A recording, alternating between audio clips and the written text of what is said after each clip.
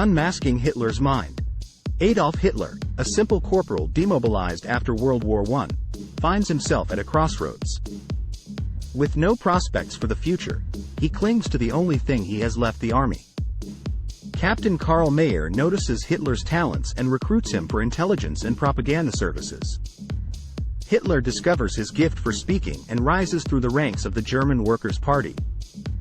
In 1923, inspired by Mussolini's March on Rome, Hitler attempts to seize power by force but fails. He is arrested and thrown in prison, where he begins to write his defense and settles the score with his enemies.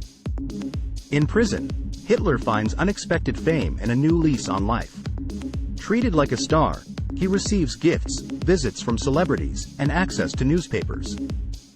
Among his fellow prisoners, he finds friends and former comrades. It is during this time that Hitler conceives the idea of writing a book to rebuild his party and finance his legal fees. He spends months perfecting his terrifying theory of the racial struggle, with Jews as the enemy responsible for Germany's failures. In 1924, Hitler is released from prison with hundreds of pages of his manuscript. Hitler faces the challenge of finding a publisher for his book. Max Amann, a friend and fellow extremist, offers the most money and becomes the publisher. They struggle to find the right title until they settle on Mein Kampf, or My Struggle. Despite being heavily advertised in the extreme right press, the initial release of the book is not a commercial success.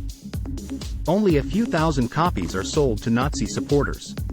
However, over time, Mein Kampf becomes one of the most sold political books in the world, with 12.5 million copies published before 1944. More than a century after its initial publication, Mein Kampf continues to divide opinions. Some argue that it should no longer exist, calling it a recital of hatred and violence. Others believe that to truly understand Hitler, one cannot ignore this book. The content of Mein Kampf lays bare Hitler's actual plan, which led to the Holocaust and the war.